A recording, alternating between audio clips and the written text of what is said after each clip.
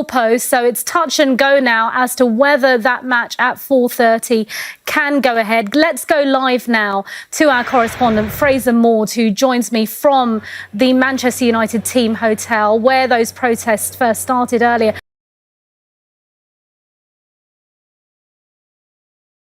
In protest against the Glazer family ownership of Manchester United. Those are the latest pictures on your screen right now. So you're watching Sky News.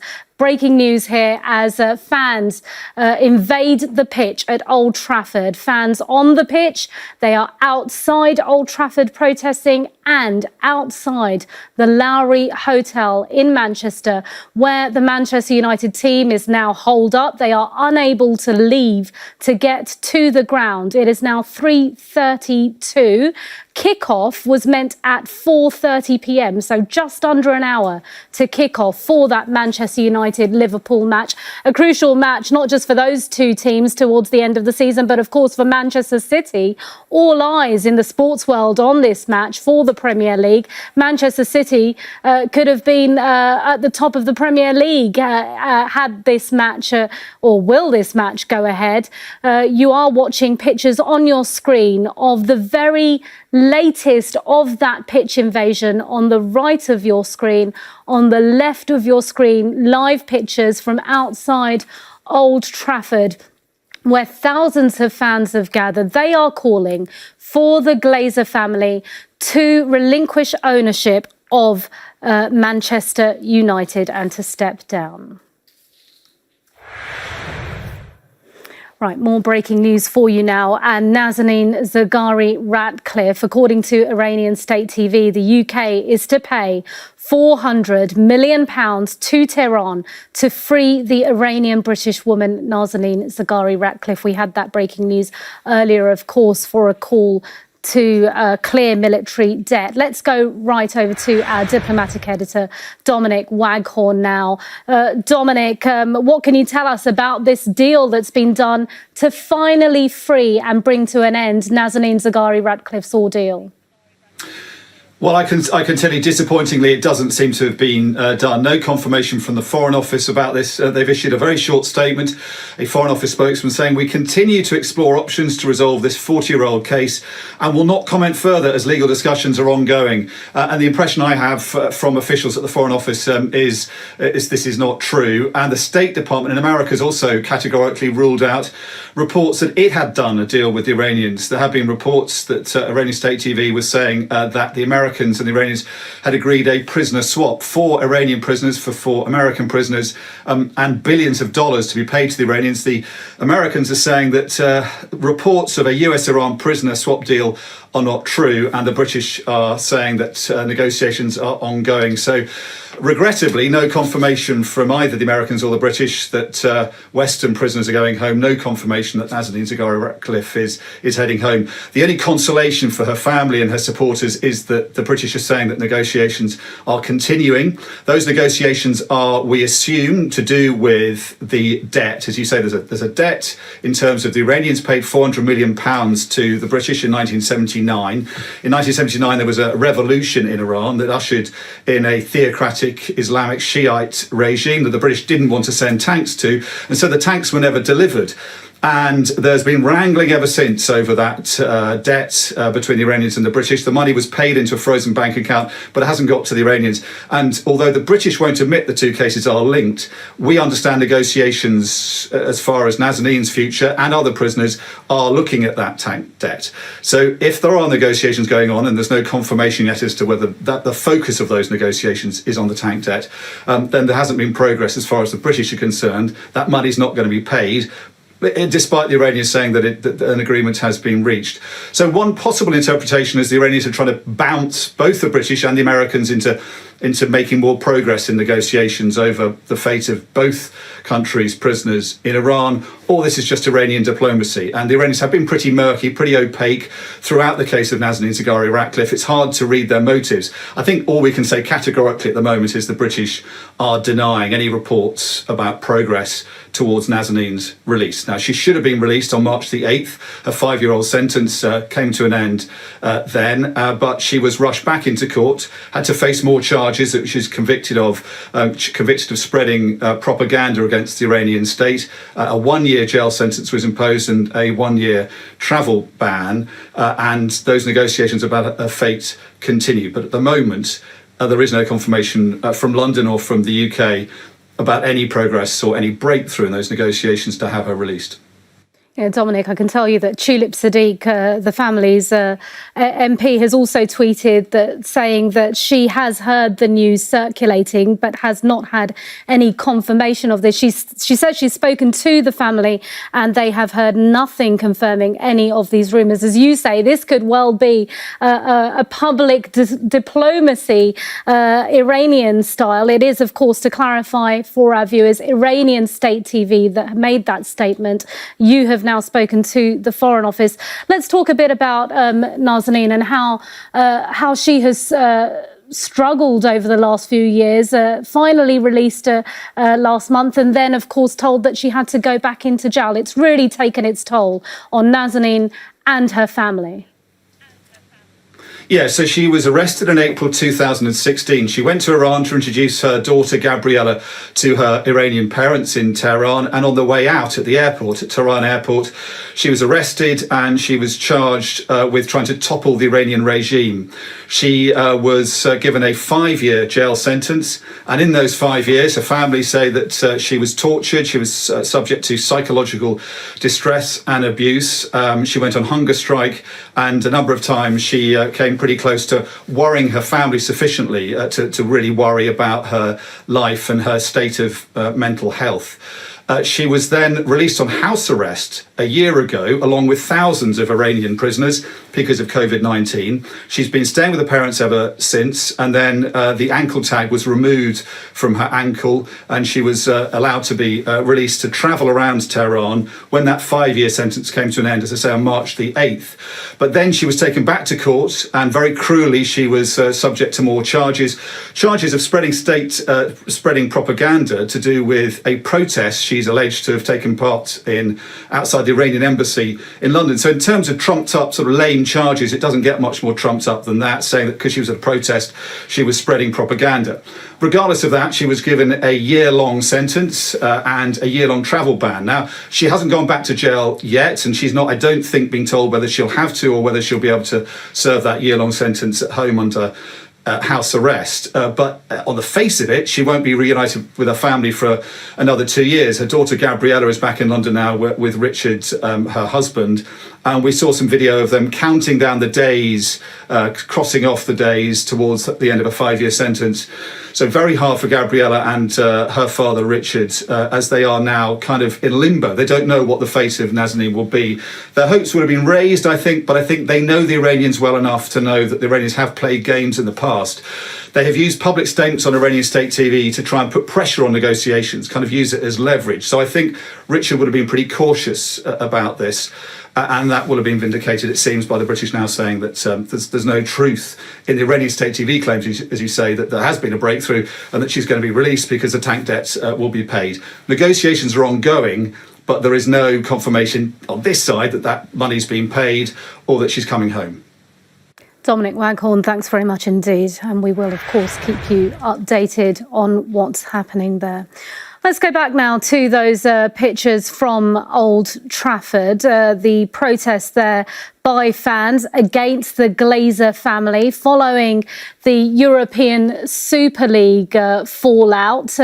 We saw a pitch invasion, we saw flares being let off, and we've seen people climbing the goalpost. That pitch invasion started while the groundsman was still watering the pitch, preparing for a match that was due to kick off in less than an hour at 4:30. You can see those pictures there, fans climbing up on the goalpost, running amok across the pitch there.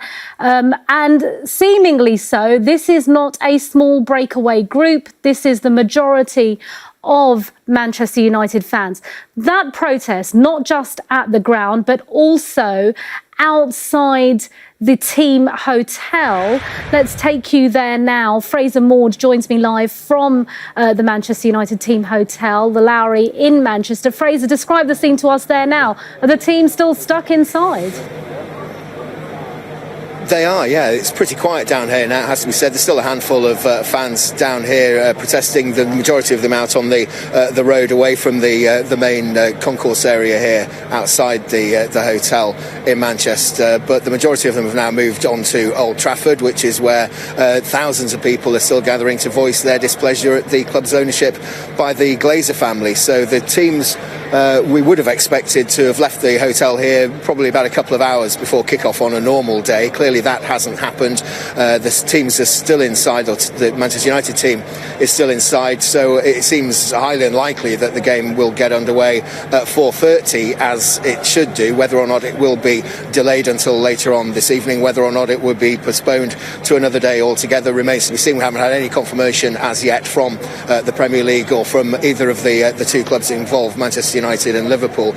We do know that there were issues regarding the match referee actually getting into the ground because all the entrances and exits were sealed once fans had managed to gain entry to the ground and get onto the pitch. We understand that he has now managed to gain access to Old Trafford, but in terms of the biosecurity regarding coronavirus, then apparently according to a Premier League report that I heard earlier on, a source earlier on said that the biosecurity hasn't been broken regarding the match because the changing rooms hadn't been accessed by the fans. So effectively the biosecurity bubble was still intact. So COVID restrictions and COVID concerns, biosecurity concerns aren't stopping the game going ahead. It's obviously physical security that is the main concern. The players here aren't going to leave the hotel until they know that the game is going to head, that they know that they can get safe access into the ground. It is a peaceful demonstration. It's a very passionate demonstration, but there's certainly not been any arrests that I've seen down here outside the Lowry, even though there were several hundred fans down here earlier on releasing flares, holding banners, chanting their opposition to the Glazer family and so on. So it's been, in terms of the actual behaviour of the fans, very good-natured. They're all in this together, and their anger is being vented at the Glazers rather than at the police or at any opposition fans, because clearly there are none of them around due to the COVID restrictions in place surrounding events like this at the moment. So they want to get their voices heard. The catalyst for this is, of course, the European Super League, which rose its head for literally a couple of days or so, only about 48 hours from it first being mentioned to it laying dead in the water. But that has started this backlash by many fans right across the country against the amount of money in football and against the ownership of many clubs. A lot of the American owners are in the firing line at the moment because of the franchise model that they seem to want to turn British football into. You know, they don't like the concept of British sport which involves promotion relegation, because that is high risk when you're involving tens or hundreds of millions of pounds into a sporting venture. You don't want the risk that you're going to be potentially demoted and lose those revenue streams. So the family say that they want to do this, they want to secure the financial future of the club and that they have the club's best interests at heart, but the fans simply think that the Glazer family and others like them are in this for money, and that they don't care about the fans, they don't care about the beautiful game that the Manchester United fans love so much, and that they say that the Glazer family is helping to destroy. So the situation at the moment, still waiting for the players to come out. Whether they will or not remains to be seen. They'll no doubt be waiting for guidance from the Premier League, from the police at Old Trafford to see whether or not the game can go ahead. Biosecurity hasn't been affected in terms of the game, so we believe. It's just the physical security which is going to have to be guaranteed by the staff at Old Trafford and by the police as well for both teams. Fraser, thanks very much indeed. And we will, of course, go back to Fraser when and if we see any movement there from the team. Let's take you back to Old Trafford and that scene you see there of hundreds, if not possibly thousands of fans outside the stadium there. Now, amidst those protesters is Sky Sports News' James Cooper, who joins me now. James, the fans telling me that this has been a long time coming. They've had enough. It was a big match due today between Man United and Liverpool, also for Man City as well. They've picked the perfect timing for this protest, haven't they? Yeah, I think they have. I don't think I ever thought there'd be a moment where something would overshadow a game between Manchester United and Liverpool, bearing in mind the rivalry, two most successful clubs in England. But I think Manchester United fans wanted the whole world to notice their protest. I think it's a very different protest to the one that they envisaged this morning, which was talking about fan ownership and distribution of shares. That's all been pushed to one side, and what you effectively got at the moment, I think, is a stadium under siege. We've seen those shots, of course, of the Manchester United fans inside the stadium. Some questions to be asked, I think, about the security in place here at the Theatre of Dreams and whether gates and barricades were accessed by the fans and just how they got inside the stadium. I think there's around about 2,500, 3,000 fans still here, as you can see, a hardcore of young Manchester United fans. And I think, the mood is one of determination and it's highly emotional and pretty passionate too. But there have been flashpoints, there have been skirmishes between the fans, there have been attacks on the police, they've had bottles thrown at them, some of the police trying to go into the crowd. So whilst it is, an impressive show of fan power, it's also perhaps not the sign or the way that Manchester United fans wanted to be represented in terms of in front of a worldwide audience. When you look at the game itself, we know that kickoff is meant to be 4:30. We know that team lists have been announced, but the simple fact of the matter is, without a referee, we're told he's been turned away a couple of times. And of course, with Manchester United still locked inside the Lowry Hotel, there's major question marks about when or even if this game against Liverpool will actually take place here at Old Trafford, because at the moment it doesn't feel as though the stadium is actually secure or safe. And James spoke to a fan earlier today called Jay, who was outside the Lowry Hotel. He said they have no intention of going anywhere. They want a response. And yet, so far, we've not heard from either team, certainly not the management or any players. And do you think that we might even hear from the Glazer family to respond to this? I doubt it, and that's only based on Pat's instincts and experience of working with Manchester United in Manchester. We haven't heard very much from the Glazer family before, and of course, we've seen big protests against their ownership. You go back to the scenes of 2010, very similar to what's happening today, and again, that managed to get no access and no response as well. And I think it's interesting you talk about them not going anywhere at the Lowry. I think they won't be going anywhere here at Old Trafford either, and certainly the conversations I had with Manchester United fans over the last few days had been that they wanted to do something that would make the whole world notice. They wanted to maybe stop the team buses getting into Old Trafford. Well, it looks at the moment as though they've succeeded in that. And the simple fact of the matter is, without two teams here at a football stadium, you can't have a football match. And certainly you can't have one without a referee either. So I think the police are here in greater numbers. As I say, the mood is not dark. It's a bit edgy. But there are flashpoints within that. And I think, very interesting to speak to maybe some of the more experienced Manchester United fans and ask them perhaps whether they feel as though they're being properly represented by what's unfolding this afternoon, not only here at Old Trafford, but also at the Lowry Hotel. Yeah, and James, let's talk about how we got to this situation today. One of the fans telling me earlier that this has been bubbling over since 2005. There's been a lot of unhappiness with how the club has run. They're unhappy with the Glazer family and the European Super League. As short-lived as it was, just over 50 hours, it's caused enough strife for people to come out onto the streets. This was the straw that broke the camel's back, but a long time coming, this protest.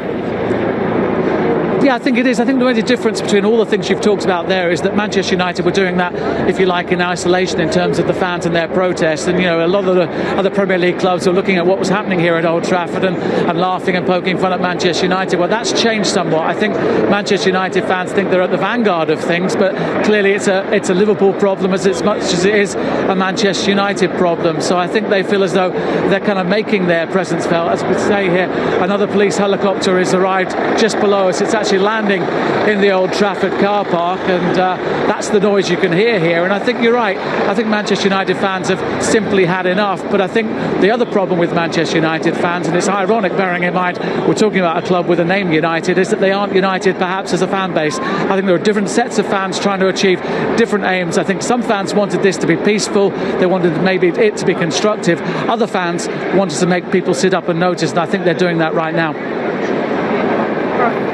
James, thanks very much indeed for that. We're seeing pictures, James, of a helicopter arriving, landing somewhere, I'm guessing at Old Trafford. There was a bigger police presence as well, and you said there were some scuffles. Do you think that there might be more need for police, possibly an air ambulance there? Excuse me, sorry about that. We know certainly there's a helicopter landing standing, 100 yards away from where we're at the moment. We're not sure where that is, but I think it might be more than sensible, perhaps, just to cut this for a moment, because I think tensions are running high, emotions are running high, and I wouldn't want anyone saying or doing anything that would certainly put Manchester United fans back in what they're trying to achieve today. Yeah, and James, earlier I was asking whether this was a breakaway group or whether this was the majority of supporters who would support this. James, we're going to leave it there with you. Thanks very much indeed. Thanks for all those updates. Thank you.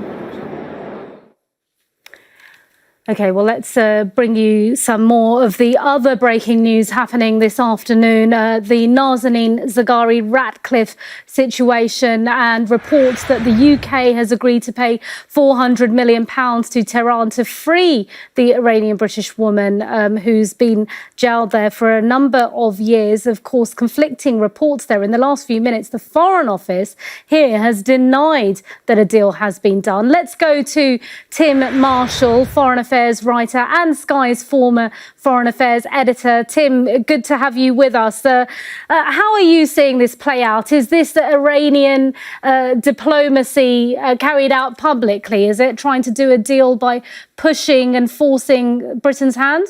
There's clearly something going on, but just before you said that, I was going to say I think we need to be very cautious about this, because from the Iranian perspective, what they're saying is that publicly this is a form of prisoner swap. That would be tantamount to saying what is actually probably true, that Mrs. Zaghari Ratcliffe is a hostage, and in many ways she is. So I think we have to be very, very cautious about this. But I think there's also something going on behind the scenes, because Iranian state television says two things. One, that the UK has agreed to pay the £400 million, and B, that it's also agreed to pay that the Americans are going to release frozen Iranian funds, and that they will then release American prisoners. Now, the problem with this is that if you say that openly, you're basically saying our judicial system in Iran is entirely at the whim of the politicians, which again, of course it is, but it's just not something that they usually admit so openly. So there's something going on. I think there may be some movement over the next few days, but we need to be cautious, because the way it's been presented by Iranian television is not really something the UK and the US could agree to. OK, Tim, just stay with us for a moment. Just going to update our viewers on the situation at Manchester United. We've got two major breaking news stories here this afternoon for you at Sky News. So to bring you the very latest from Old Trafford, you can see there on those live pictures that the pitch has pretty much been cleared. However, because of those ongoing protests outside the Lowry where the team is holed up and outside the stadium at Old Trafford, the game has now been delayed. That is the very latest information coming into us here at Sky News Centre. The Manchester United and Liverpool game due to kick off at 4:30 delayed. OK, now let's go back to Tim Marshall, former Foreign Affairs editor for Sky News and Foreign Affairs writer. Tim, you were sharing your knowledge with us of how these things should be playing out, but Iranian state TV announcing and perhaps trying to force the hand of Britain. And of course, in normal circumstances, even if Britain did do a deal, they wouldn't normally share this kind of information with the public, would they?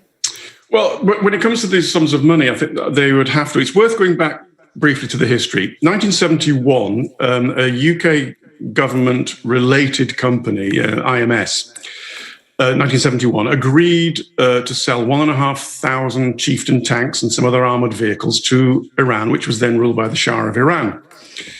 By 1979, he'd been deposed in the Islamic Revolution. The tanks had not yet been delivered, so Iran said, we want our money back. But the UK was unwilling to give this revolutionary country that money, and has argued ever since, well, elements within the UK government has argued ever since, no, we can't be seen to be giving this because we know it will be spent on Iranian terrorism. And there's been a huge argument between the MOD and the Foreign Office for years about this. The Foreign Office was always thinking we could release these funds and we could solve this. The MOD has always pushed hard back against it. Now, I don't know what's been going on in the last few days between those two elements, but I also think this plays into something bigger, and I suspect the US administration has been talking to the UK government, because remember, Joe Biden is trying to get back into the Iran nuclear deal. This would be a way back into it if what the Iranians are saying, if there's some sort of truth behind it.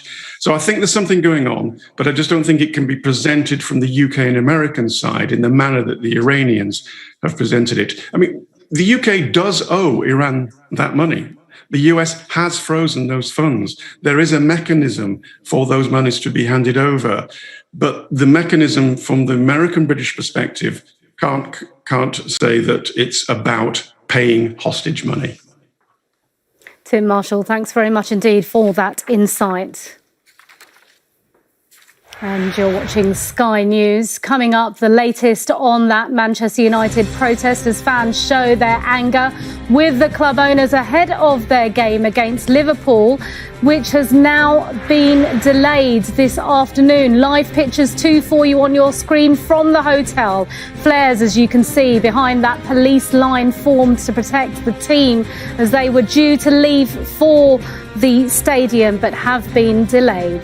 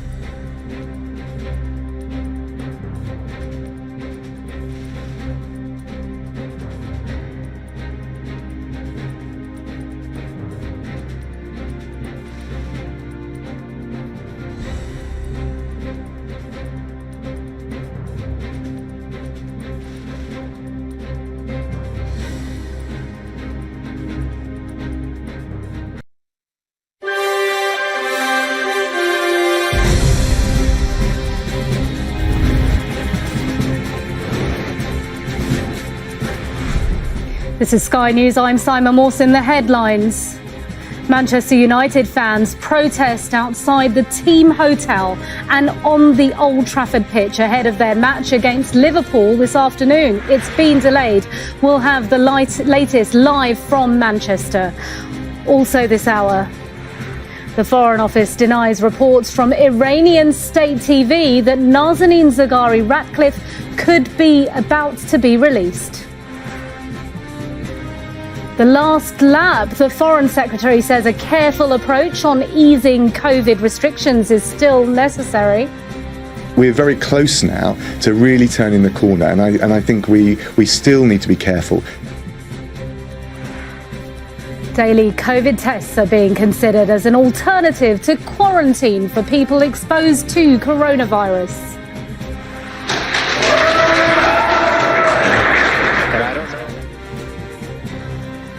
And splashdown, the SpaceX crew returned to Earth after their first full mission to the International Space Station.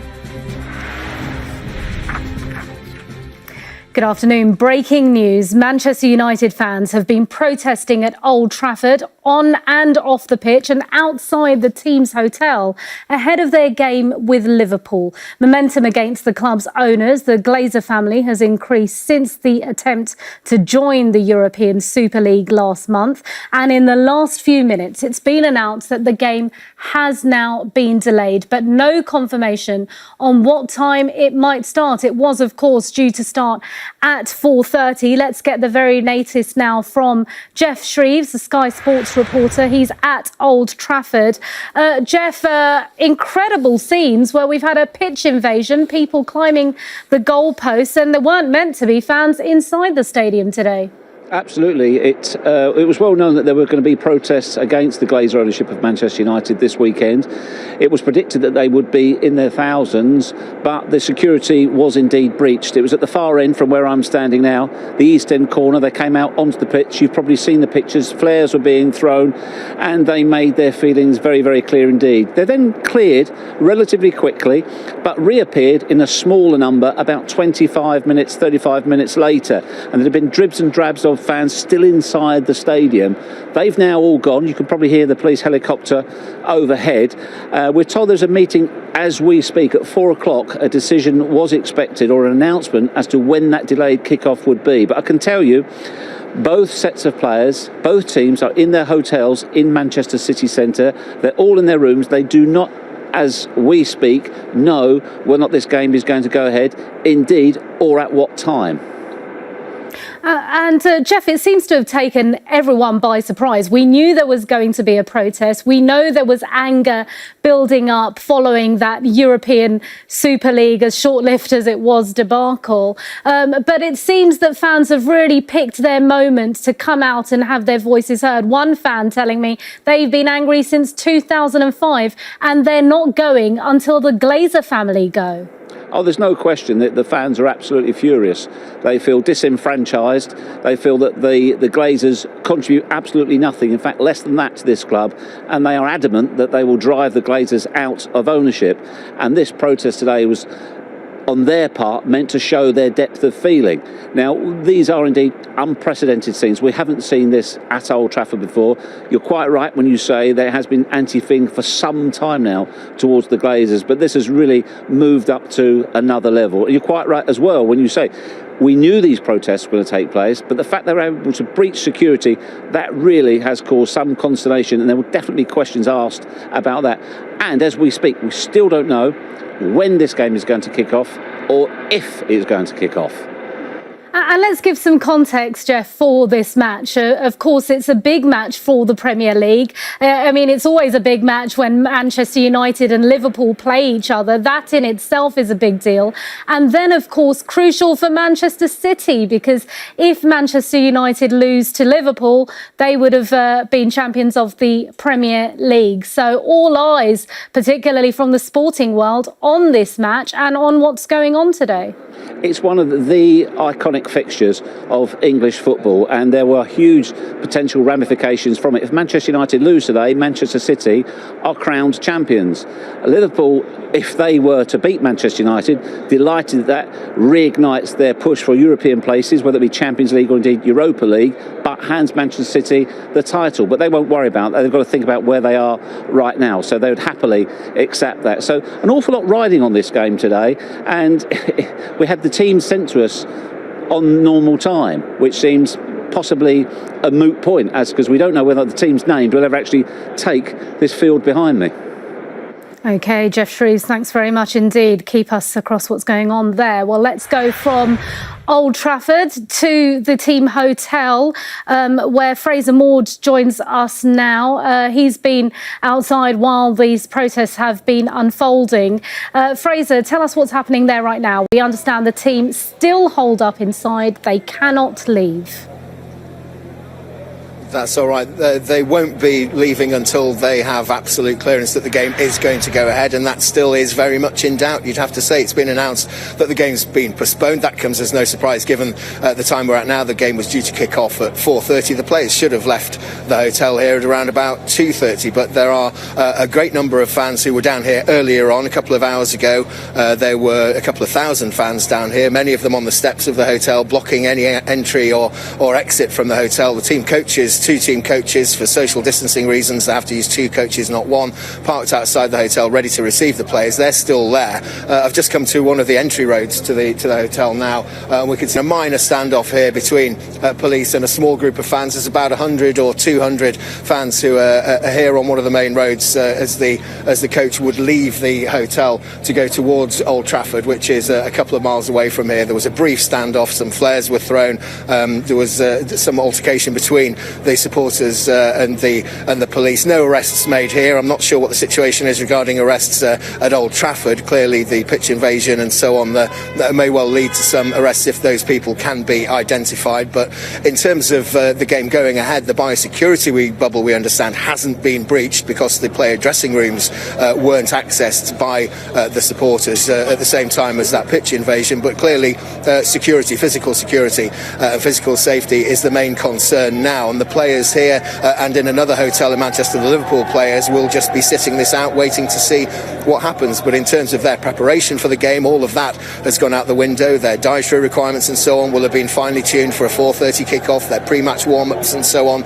will all have been geared towards a 4:30 kick-off. It's a very precise science now, preparing for a game of this importance. So whether or not one or other of the team managers will decide that it's not right for them to go ahead to play this game today under these circumstances remains to be seen. It's arguably a bigger game for Liverpool than it is for Manchester United. They desperately need to win against Manchester United in order to keep their hopes of Champions League football alive for next season. And of course, if Liverpool do happen to beat Manchester United, it gives Manchester City the Premier League title. It's a bank holiday as well, and so it's almost a perfect storm for a protest such as this to take place. The importance of the fixture, the fact that it's Liverpool, the fact that Manchester City could win if Manchester United lose today, and the fact that it's a bank holiday all mean that the turnout has been incredible. Thousands of fans outside Old Trafford, still outside Old Trafford, voicing their displeasure with the Glazer dynasty running the club. They've been disappointed, they've been annoyed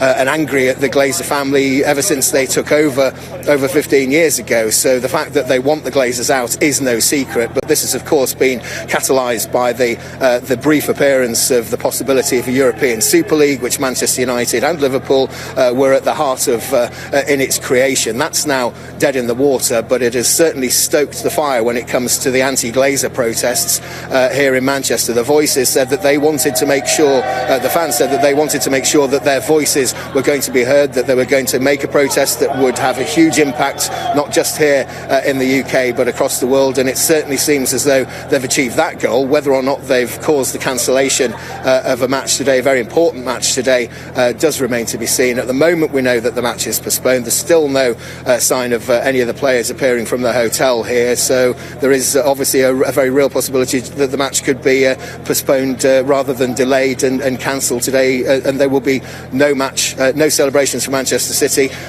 today, and no match for Manchester United and Liverpool supporters.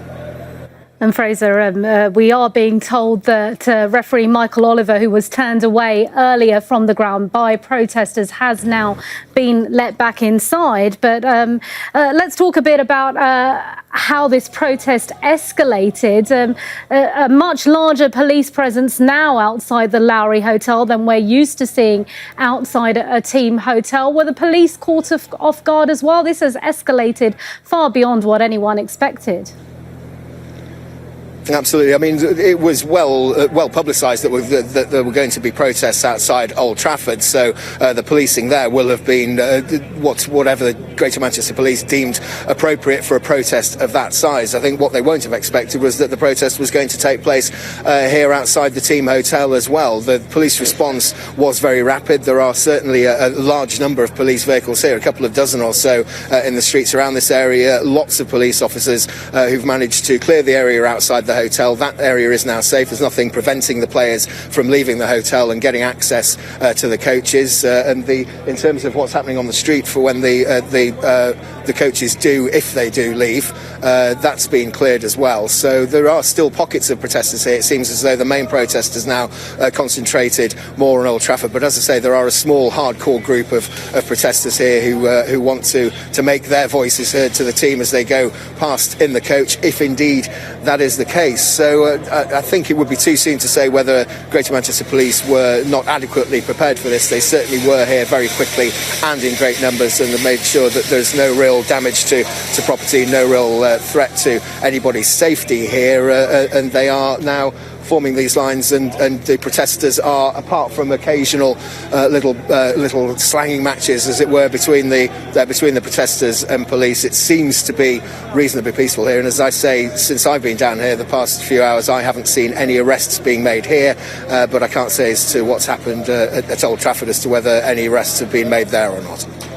Okay, Fraser Maud outside the hotel where Manchester United are holed up. Thanks very much indeed.